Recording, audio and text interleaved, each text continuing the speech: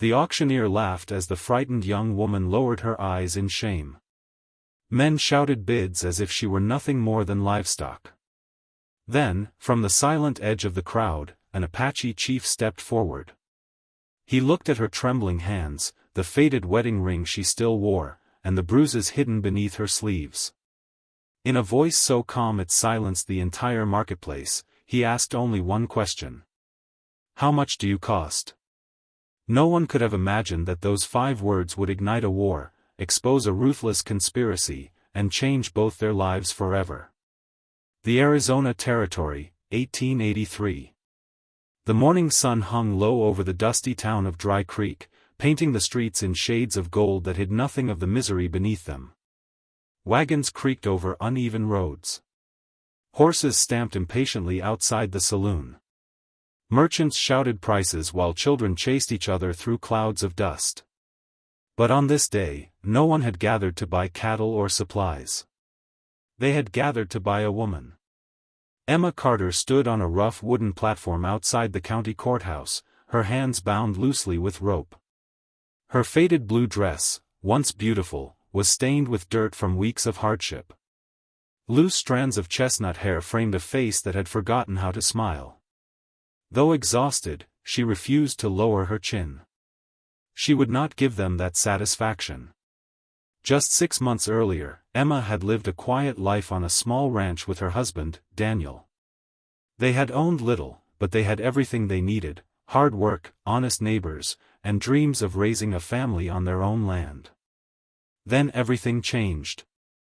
One cold autumn evening, Daniel had ridden into town to stop a gang of cattle thieves who were terrorizing nearby ranches. Witnesses claimed he had been killed in a gunfight.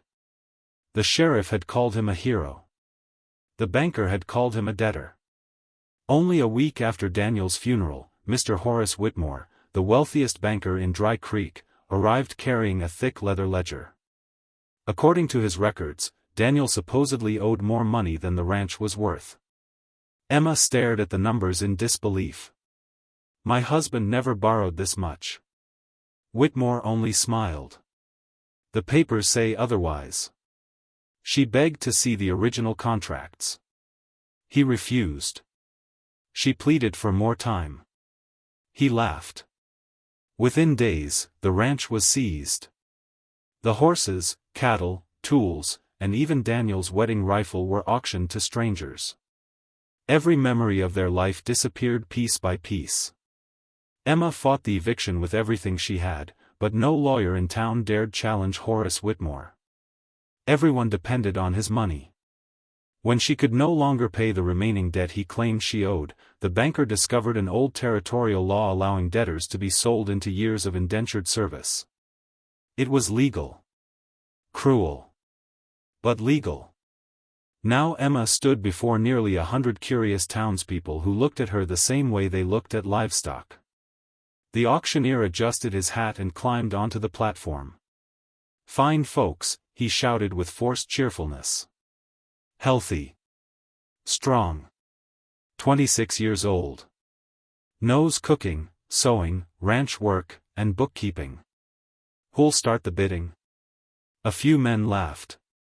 Someone whistled. Emma closed her eyes for a brief moment, silently praying Daniel could not see what had become of his widow. "I'll offer $50, one ranch hand called. 60. 75. The crowd chuckled as though it were all harmless entertainment. One wealthy ranch owner stepped forward with a cigar between his teeth. "Can she cook?" The auctioneer nodded eagerly. "Better than most wives." More laughter erupted. Another man smirked. "What if she's stubborn?" "Then you break her spirit." The word sliced through Emma like a knife. She clenched her fists so tightly her fingernails dug into her palms. She would not cry. Not here. Not in front of them. As the bids climbed higher, a strange silence slowly spread through the edge of the crowd. People stopped talking. Heads turned toward the dusty road leading into town. 5 riders approached without hurry. Their horses moved with calm confidence. Each rider wore traditional Apache clothing mixed with practical frontier gear. Feather ornaments stirred gently in the breeze, while rifles rested across worn leather saddles. At their front rode a tall man whose presence seemed to command silence without effort. His long black hair was braided with strips of red cloth.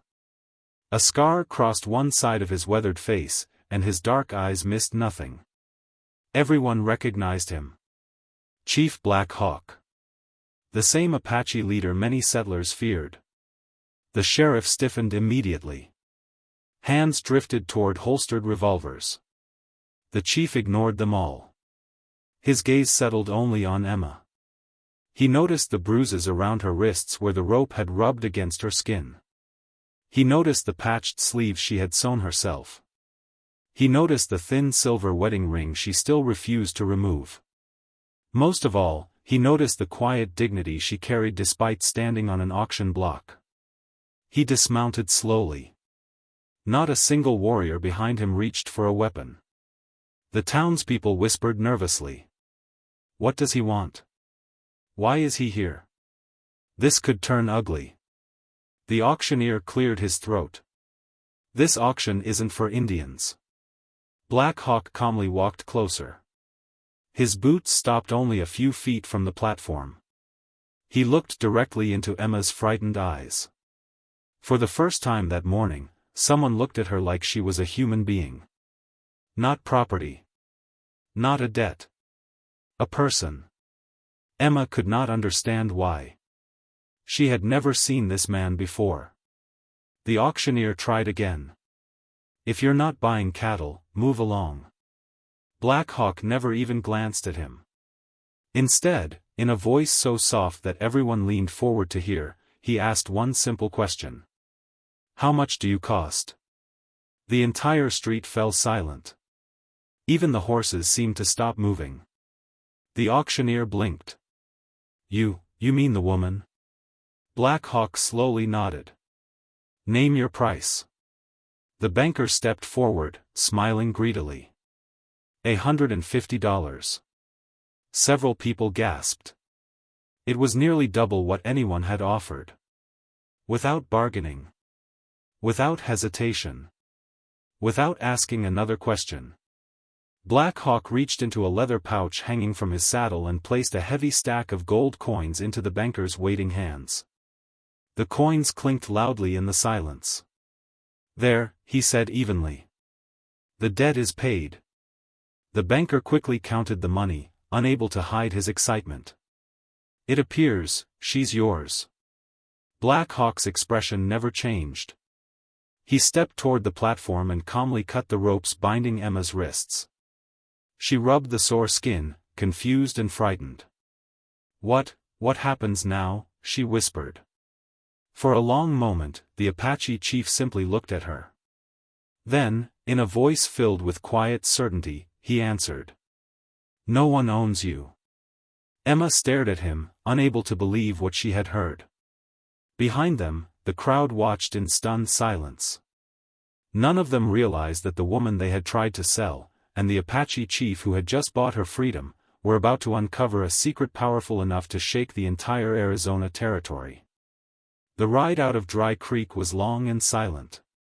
Emma sat stiffly on the borrowed horse beside Chief Black Hawk, her hands gripping the reins so tightly that her knuckles turned white. The morning breeze carried the scent of sagebrush and dry earth, but she barely noticed it. Her mind replayed the events at the auction over and over. He had bought her. Then he had said no one owned her. The two ideas refused to fit together. Behind them, 4 Apache warriors rode in silence. They watched the horizon more than they watched Emma, their sharp eyes searching every ridge and canyon for danger. After nearly an hour, Emma finally broke the silence. "Why did you do it?" Black Hawk kept his eyes on the winding trail ahead. "What do you mean?" "You spent enough gold to buy a ranch. You were worth more." Emma frowned. "I don't understand." "You will." His short answers only deepened her confusion. The trail climbed into rocky hills where tall red cliffs rose against the bright blue sky. Eagles circled overhead while deer slipped quietly between juniper trees. The farther they traveled, the farther the world of Dry Creek seemed to disappear. Late in the afternoon they reached a hidden valley. Emma's horse slowed as she stared in amazement. Instead of the fierce warrior camp she had imagined, she found a thriving Apache village filled with laughter and life. Children raced each other through open fields. Women ground corn beside cooking fires. Old men carved bows while young hunters repaired saddles. Several families waved as Black Hawk entered. No one appeared frightened. No one looked like the savage people the townsfolk had always described. The chief dismounted. An elderly Apache woman approached with warm eyes and gentle wrinkles across her face. She smiled kindly at Emma. "Welcome." Emma blinked. "You speak English?" The old woman laughed softly. "I learned many winters ago." She introduced herself as Grandmother Ayana before leading Emma toward a clean canvas lodge. "You must be hungry." Emma hesitated. "I can work for my food." Ayana looked almost offended. "You are our guest." "Guest. Not servant. Not prisoner. Guest." The word felt strange after everything she had endured. Inside the lodge, fresh stew simmered over a small fire. Warm bread rested beside a clay bowl of berries. Emma stared. "I don't have anything to pay." Ayana smiled again. "Kindness is payment enough." For the first time since Daniel's death, Emma felt tears threatening to fall. She quickly looked away. That evening, the entire camp gathered around several large fires. Music echoed through the valley as young warriors played drums while children danced barefoot in the warm dust. Emma watched quietly from a distance. She expected people to stare. Instead, most simply smiled politely before returning to their conversations. Only a few younger warriors watched her with suspicion. One finally stepped forward. "Chief," he said in Apache. Emma couldn't understand the words, but the tone was clear. He did not trust her. Black Hawk answered calmly. The younger warrior shook his head. Their conversation grew louder. Finally, the chief spoke one firm sentence. The young warrior lowered his eyes and walked away without another word. Emma approached cautiously. "What was that about?" Black Hawk looked toward the fire. "They lost family because of settlers. I'm not like them." "I know. But they do not." Emma nodded sadly. "If I were them, I might feel the same." For the first time, the chief allowed himself a faint smile. "You understand more than most." The next morning Emma woke before sunrise. Years of ranch life had trained her body to rise early. She noticed several women struggling to carry heavy buckets of water from a nearby stream. Without thinking, she hurried over. "May I help?" The women exchanged surprised glances. One handed her a bucket. For the next hour Emma worked beside them without complaint. Later she helped prepare breakfast. She repaired a little boy's torn shirt with careful stitches. She even bandaged the scraped knee of a young girl who had fallen while playing. Slowly, suspicious eyes softened. Children began smiling whenever they saw her. By sunset, several of them followed her everywhere, laughing as she showed them simple games she used to play on the ranch. Black Hawk observed quietly from across the camp. Ayana joined him. "You chose well." "I chose correctly." "There is a difference." The chief gave no answer. That evening Black Hawk finally invited Emma to sit beside his fire. The flames flickered between them as stars slowly filled the sky. "You asked why I came for you." Emma nodded. "Yes." Instead of answering immediately, Black Hawk reached into a leather pouch and removed something wrapped in soft cloth. He unfolded it carefully. Inside lay an old silver pocket watch. Emma gasped. It belonged to Daniel. She recognized every scratch on its worn cover. Tears filled her eyes. "Where did you get this?" Black Hawk stared into the fire. 10 winters ago my younger brother became trapped during a terrible snowstorm. Emma listened silently. He was starving, freezing, and alone. Black Hawk paused. A rancher found him. Emma's heart began to race. The man carried him inside his cabin. He gave him food. He shared his fire. He protected him until spring. Emma whispered. "Daniel." Black Hawk nodded slowly. "My brother never forgot. He told me the rancher's name. When I learned that Daniel Carter had died, and his widow was being sold like an animal." The chief looked directly at her. "I could not ignore that debt." Emma stared at the pocket watch resting in her trembling hands. Daniel had never spoken about saving an Apache man. He had simply done what he believed was right. And years later, that single act of kindness had returned to save her life. Fresh tears rolled down her cheeks. "You didn't buy me because you wanted a servant. No. You came because of Daniel." Black Hawk shook his head gently.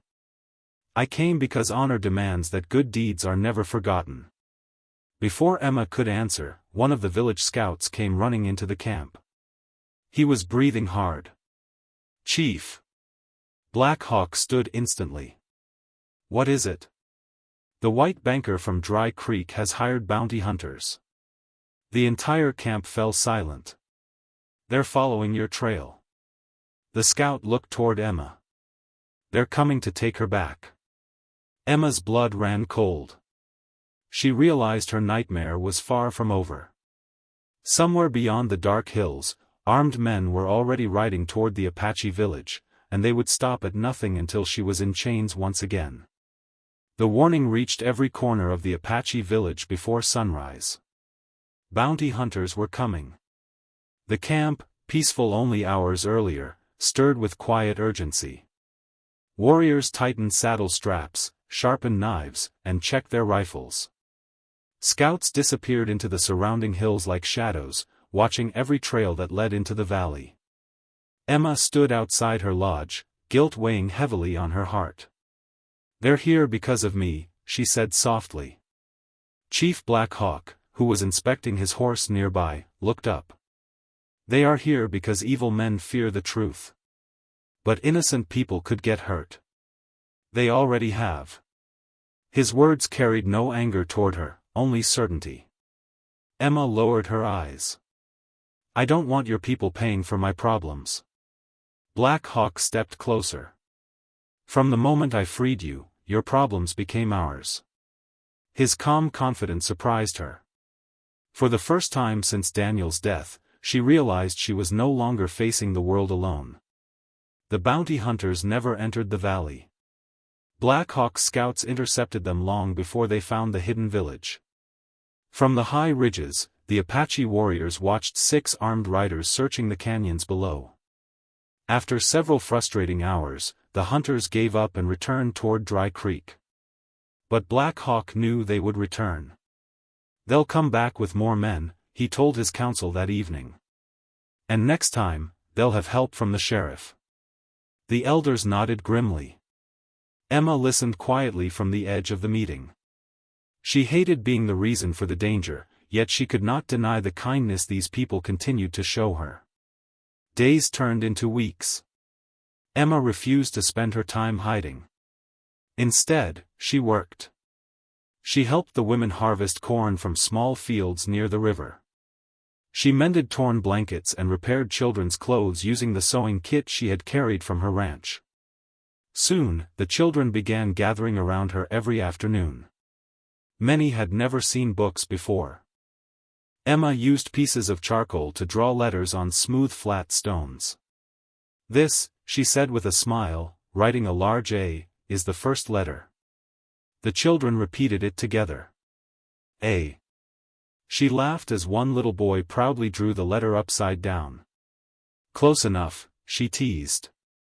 Even Black Hawk, passing by on horseback, couldn't hide a faint smile. Grandmother Ayana watched the lessons with pride. "You teach more than letters," she whispered. "What do you mean?" "You teach hope." One afternoon, Emma wandered near the village stream.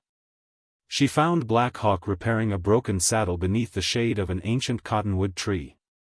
"You've been avoiding me," she said. "I've been working." She smiled. "So have I." For a while, neither spoke. The quiet between them felt comfortable rather than awkward. Finally, Emma asked, "Do you ever wish things were different?" Black Hawk looked toward the distant mountains. "Every day." "Different how?" "That our children could grow without fear." Emma nodded slowly.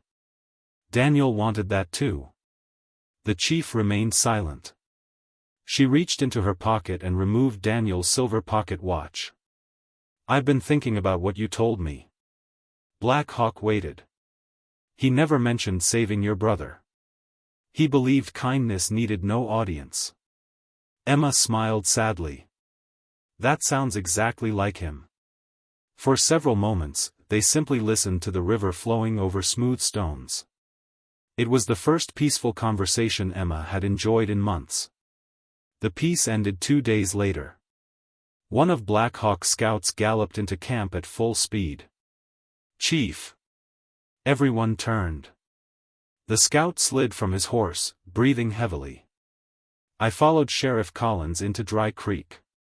"What did you learn?" Black Hawk asked. "The sheriff met secretly with Banker Whitmore." Emma felt her stomach tighten. They weren't alone. The scout nodded. There were government surveyors. Black Hawk's expression hardened. "Land papers?" "Yes." The scout produced a folded map he had stolen from their campsite. Black Hawk spread it across a wooden table. Emma stepped beside him. Her eyes widened. The map marked dozens of ranches surrounding Dry Creek, including hers. Red lines stretched across Apache hunting grounds as well. "What does this mean?" she asked. Black Hawk traced the markings with one finger. "They plan to take everything." Emma frowned. "But how?" "They'll claim settlers legally own this land." "My ranch was already stolen." "Exactly." She stared at the map. Then something caught her eye. The signatures. Her breath stopped. "I've seen this handwriting." Black Hawk looked at her. "Where?" "In the debt papers Whitmore showed me." She pointed to one elegant signature. "It's the same person." The chief studied her carefully. "Are you certain?" Emma nodded without hesitation. "I copied Daniel's ranch accounts for years. I know forged signatures when I see them." Silence settled over the table. The pieces finally began fitting together. Daniel hadn't simply died leaving debts behind. Someone had manufactured those debts. Emma whispered the terrible thought aloud. They planned this before Daniel died. Black Hawk's eyes narrowed. And perhaps, because of his death. That evening, Emma searched through the few belongings she had rescued from her ranch. At the bottom of an old canvas bag she discovered Daniel's weathered journal. Its leather cover was cracked from years of use. Inside were notes about cattle prices, rainfall, and crop yields. Then, near the final pages, she found something different. Several names. Dates. Amounts of money. And one sentence written hurriedly across the bottom of the page. Whitmore is stealing land through fake loans. Sheriff Collins protects him. If anything happens to me, someone must expose them. Emma's hands began shaking. Black Hawk silently read the page over her shoulder. So Daniel knew. He was trying to stop them. And they silenced him. Emma closed the journal, tears filling her eyes. He wasn't killed by cattle thieves. Black Hawk looked toward the dark horizon. He was murdered. For a long moment, neither of them spoke. The truth had changed everything. This was no longer about one widow losing her ranch. It was a conspiracy reaching from the banker's office to the sheriff's badge, and perhaps even beyond. Black Hawk rolled up the stolen map while Emma clutched Daniel's journal against her chest. "We have proof," she said. "Not enough," Black Hawk replied. "Then we'll find more." He met her determined gaze. For the first time, he no longer saw a grieving widow. He saw a woman ready to fight. Black Hawk gave a single, approving nod. "Then we ride together." Neither of them noticed the pair of watchful eyes hidden among the rocks above the valley. A spy had heard everything. Before midnight, he slipped onto his horse and disappeared into the darkness, carrying news that would soon place a price on both Emma's life and Chief Black Hawk's head. The first sign of betrayal came not with gunfire, but with silence. For 3 days, the Apache scouts reported nothing unusual. No bounty hunters. No sheriff's deputies. No strange riders along the canyon trails. It was too quiet. Chief Black Hawk stood on a rocky overlook as the evening sun dipped below the mountains. Beside him, Emma studied Daniel's journal once more, hoping she had missed something that could expose the conspiracy. "Do you think they gave up?" she asked. Black Hawk shook his head. "Men like Whitmore never give up." "Then why haven't they attacked?" "Because they are waiting for the right moment." Emma closed the journal. "And what moment is that?" The chief looked toward the village below, where children laughed around cooking fires. "When we stop expecting them." The next morning, a familiar trader rode into the village. His name was Thomas Reed, a gray-haired merchant who had visited the Apache camp for years, exchanging flour, blankets, coffee, and tools for handcrafted leather and woven baskets. The children greeted him happily. Even several warriors smiled. "Thomas," one called. "You've been gone too long." The old trader laughed warmly. "The roads haven't become any shorter." Emma helped grandmother Ayana unload sacks of flour while Thomas chatted comfortably with everyone. He seemed harmless. Kind. Trustworthy. Black Hawk welcomed him with a respectful handshake. "You arrived safely?" Thomas nodded. "No trouble on the trails?" The chief studied him carefully. Something felt different. Thomas avoided looking him in the eyes. Only for a moment. But Black Hawk noticed. That afternoon, while the camp prepared for supper, Thomas quietly wandered beyond the village. Hidden behind a line of cedar trees, he removed a small brass mirror from his saddlebag. He raised it toward the western ridge. 3 quick flashes. A pause. Then 2 more. Miles away, hidden among the rocks, another man answered with the same signal. Thomas quickly slipped the mirror back into his pocket. No one saw him. Or so he believed. High above the valley, a young Apache scout watched everything. He raced back toward the village. "Chief!" The scout nearly stumbled as he reached Black Hawk. "The traitor." "What about him?" "He signaled someone." Black Hawk's expression darkened. "Are you certain?" "I saw the flashes myself." The chief immediately ordered 2 warriors to find Thomas. But they were too late. The old traitor had already disappeared. Only his abandoned wagon remained near the edge of camp. Inside the wagon they found extra ammunition, military maps, and payment receipts bearing Horace Whitmore's signature. Emma stared at the papers in disbelief. "He sold us." Black Hawk nodded grimly. "He sold everyone." Before another word could be spoken, a rifle cracked across the valley. The sharp report echoed against the canyon walls. Then another.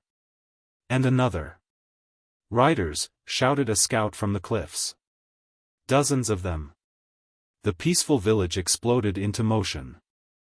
Women hurried children toward hidden caves. Warriors grabbed rifles and mounted horses. Smoke rose from the western ridge as nearly 30 armed men charged into the valley. At their front rode Sheriff Collins. Beside him rode Banker Whitmore, protected by armed bounty hunters. Whitmore pointed toward the village. "Take the woman. Kill anyone who stands in your way." Gunfire erupted. Bullets shattered tree branches. Warriors returned fire from behind rocks and fallen logs. Black Hawk fired once. A bounty hunter tumbled from his saddle. Emma rushed frightened children toward the safety of the caves while grandmother Ayanna guided the elderly through narrow mountain paths. The valley filled with smoke and shouting. Horses screamed. Rifles thundered. The peaceful home Emma had come to love had become a battlefield. In the confusion, 2 bounty hunters circled behind the village. Emma never saw them coming. A rough hand covered her mouth. Another grabbed her arms. She struggled fiercely. "No!" One hunter struck her across the head with his rifle stock. Pain exploded through her skull. The world blurred. When her vision cleared, she found herself tied to a horse. Sheriff Collins smiled cruelly. "I warned you not to run." Whitmore rode beside him, carrying a leather folder. "Bring her." Several miles away, the gunfire faded behind them. Emma was dragged into an abandoned mining cabin deep inside the hills. Whitmore spread several documents across a dusty table. "Sign these." Emma looked down. Her heart sank. The papers transferred ownership of Daniel's ranch permanently to Whitmore. Others surrendered Apache hunting lands to the territorial government. She looked up slowly. "No." Whitmore sighed dramatically. "You're making this difficult. I'll never sign." The banker nodded toward one of the bounty hunters. The man punched Emma hard across the face. She fell onto the wooden floor. Blood touched her lips. Whitmore crouched beside her. "You have another chance." Emma wiped the blood away. "No." His smile disappeared. "Then perhaps you'll change your mind after watching your Apache friends die." Emma glared at him through tears. "You murdered my husband." Whitmore froze. "So you finally know. He discovered your land fraud." The banker smiled coldly. He should have minded his own business. Rage burned through Emma. "You'll answer for what you've done." Whitmore laughed. "Not if there are no witnesses." Outside the cabin, a lone hawk circled overhead. Hidden among the rocks below, Black Hawk studied the guards surrounding the building. Beside him crouched 6 Apache warriors. One pointed toward the rear entrance. 2 guards. Another whispered. 3 horses. Black Hawk nodded. "We strike after dark." As the sun disappeared beyond the mountains, darkness slowly covered the canyon. The guards relaxed around a small campfire. One laughed. Another reached for his coffee. None of them noticed silent figures moving through the shadows. An Apache arrow flew first. It struck one guard before he could cry out. Black Hawk burst from the darkness with terrifying speed. His rifle fired once. Another outlaw collapsed. The remaining bounty hunters scrambled for their weapons. Chaos erupted. Emma heard the gunfire and looked toward the cabin door. Hope flooded her heart. Black Hawk had come. He hadn't abandoned her. The cabin door burst open. The chief stepped inside, smoke curling from his rifle barrel. "Emma!" She ran toward him. At that exact moment, Whitmore drew a hidden revolver. He aimed directly at Emma's back. Black Hawk saw the movement. Without hesitation, he threw himself between them. The revolver roared. The bullet slammed into Black Hawk's shoulder. He staggered but stayed on his feet. Emma caught him before he fell. Outside, the last gunshots faded into silence. The rescue had succeeded.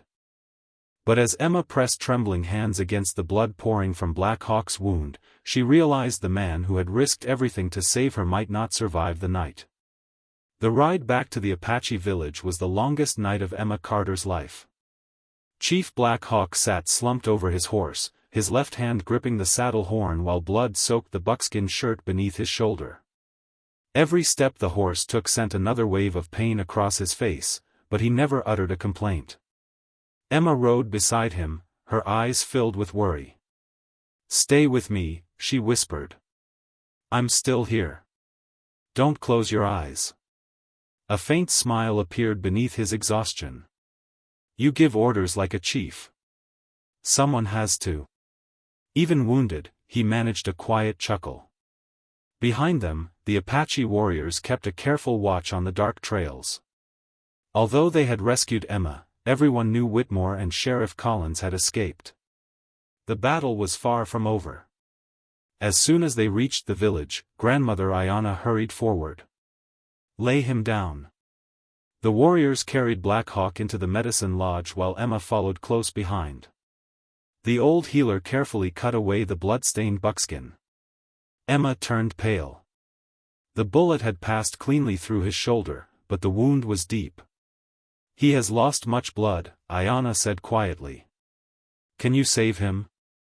The elderly woman looked at Emma. "I can try." For hours, the lodge remained silent except for the crackling fire and Black Hawk's strained breathing. Ayanna cleaned the wound with warm water and crushed healing herbs before packing the injury with medicinal roots. Emma never left his side. She held a lantern, fetched fresh water, changed blood-soaked cloths. When Black Hawk drifted into restless sleep, he murmured words in Apache that Emma could not understand. "What is he saying?" she asked. Ayanna smiled gently. "He is dreaming. Good dreams? He is calling your name." Emma looked away, her cheeks warming despite the worry in her heart. 3 days passed. Black Hawk remained too weak to leave his bed. Emma spent every hour caring for him. One afternoon, while searching through the saddlebags recovered after the rescue, she found a small leather pouch she had never seen before. Inside were Daniel's remaining belongings. His pocket knife, his compass, and several folded letters tied together with a faded blue ribbon. Her hands trembled. "They're his." She carefully unfolded the first letter. It was addressed to her. "My dearest Emma. If you're reading this, then something has happened to me. I pray I'm wrong, but I've discovered something dangerous. Whitmore isn't simply stealing ranches. He's creating fake debts, forging signatures, and buying judges to claim land that doesn't belong to him. Sheriff Collins protects everyone involved." Emma felt her breath catch. She opened another letter. "I've copied names, dates, and payments into my journal. If I disappear before exposing them, don't trust anyone in Dry Creek except Judge Samuel Harper in the territorial capital. He's an honest man. Give him every piece of evidence you can find." Tears blurred the ink. Daniel had known. He had known his life was in danger.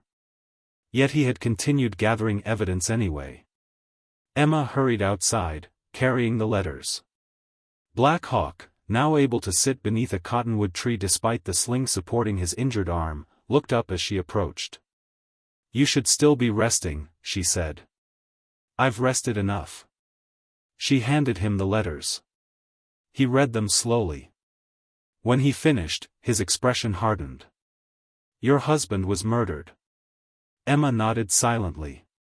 "He died because he refused to stay quiet." Black Hawk looked toward the distant mountains. "Then we finish what he started." That evening, the tribal council gathered around the central fire. Emma spread every piece of evidence across a blanket. Daniel's journal, the forged debt papers, the stolen government map, Whitmore's payment receipts found in Thomas Reed's wagon, the letters. Black Hawk addressed the council. We have enough to accuse them. One elder shook his head. Accusing is not proving. Another nodded. Whitmore owns the sheriff. And perhaps the local judge. Emma remembered Daniel's letter. There is one honest judge. Everyone looked at her. Judge Samuel Harper. She unfolded the final letter. Daniel trusted him. Black Hawk stood carefully despite the pain in his shoulder. Then we ride to the territorial capital.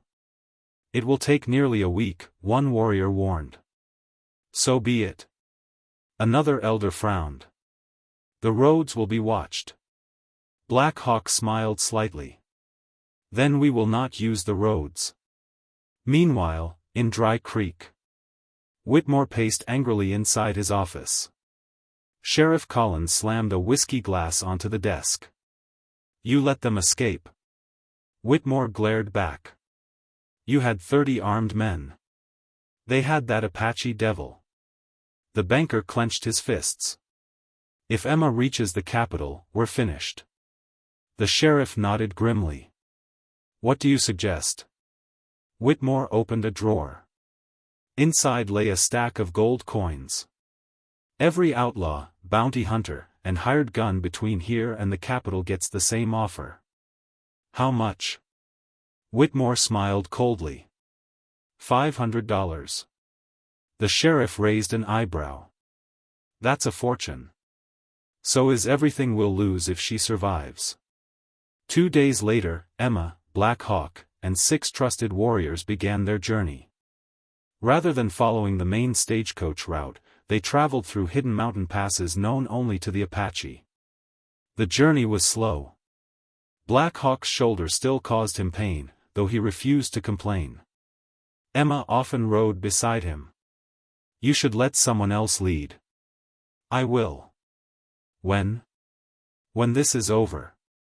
She laughed softly. I expected that answer.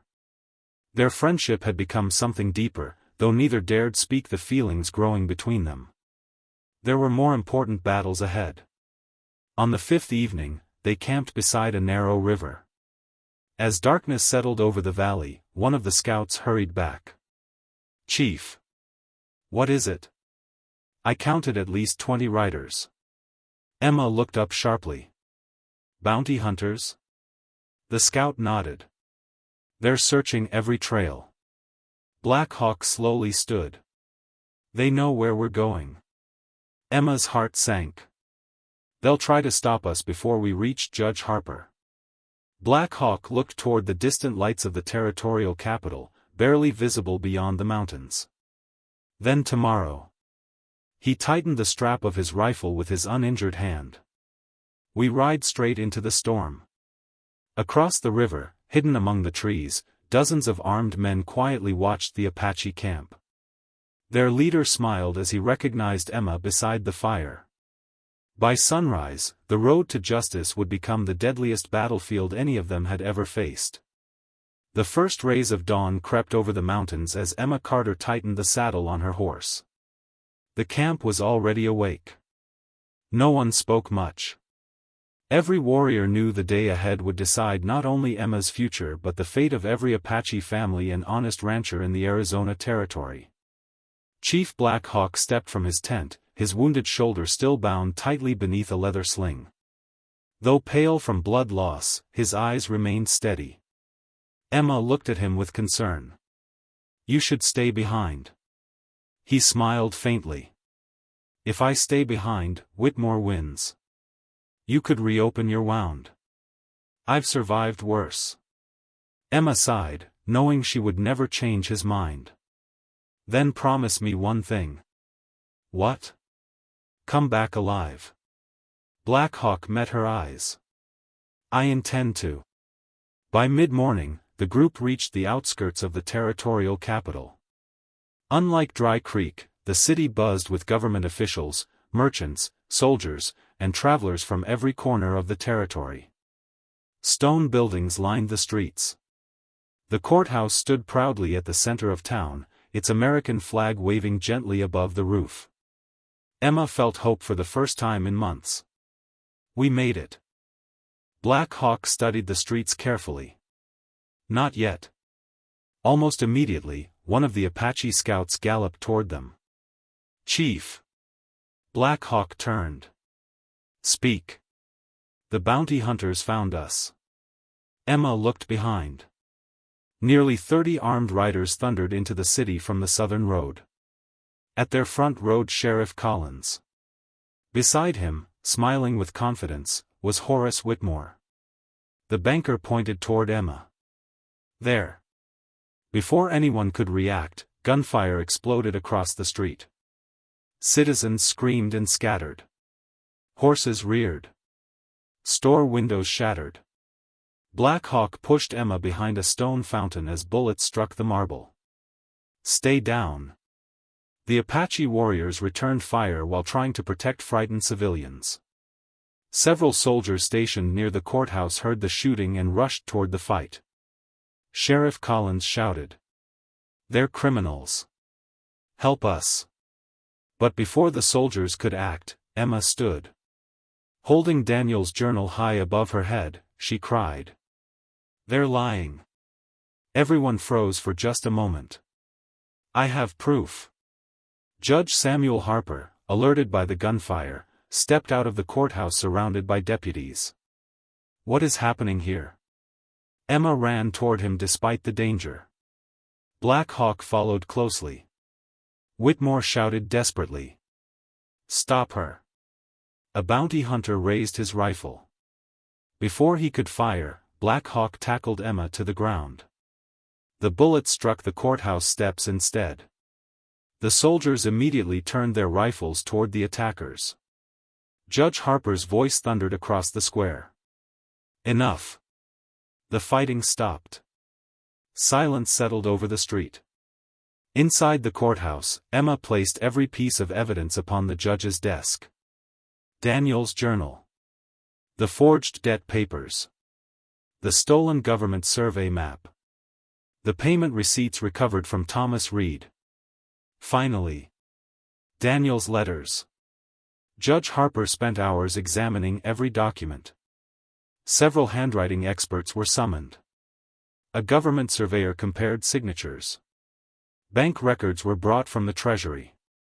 One by one, every lie began to unravel. The handwriting on Emma's debt papers matched Whitmore's clerk. The survey maps had been altered illegally. Payment records proved Sheriff Collins had accepted bribes for years. The courtroom grew silent. Judge Harper removed his spectacles and looked directly at Whitmore. Do you deny these findings? Whitmore's confidence disappeared. He glanced toward Sheriff Collins. The sheriff looked away. Neither man answered. Judge Harper struck his gavel. I have heard enough. He stood. Horace Whitmore. You are hereby charged with fraud, forgery, conspiracy, theft of property, and the murder of Daniel Carter pending trial. The banker turned pale. The judge continued. Sheriff Collins. You are stripped of your badge and placed under arrest for corruption, accepting bribes, conspiracy, and abuse of public office.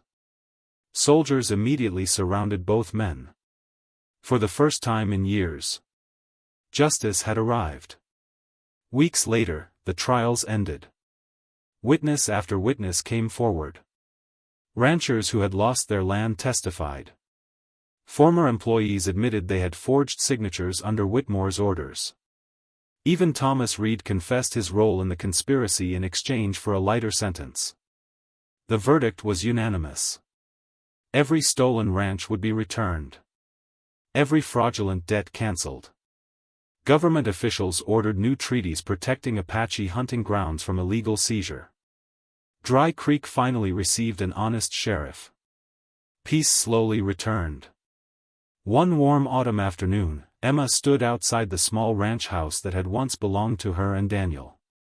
Fresh paint covered the walls.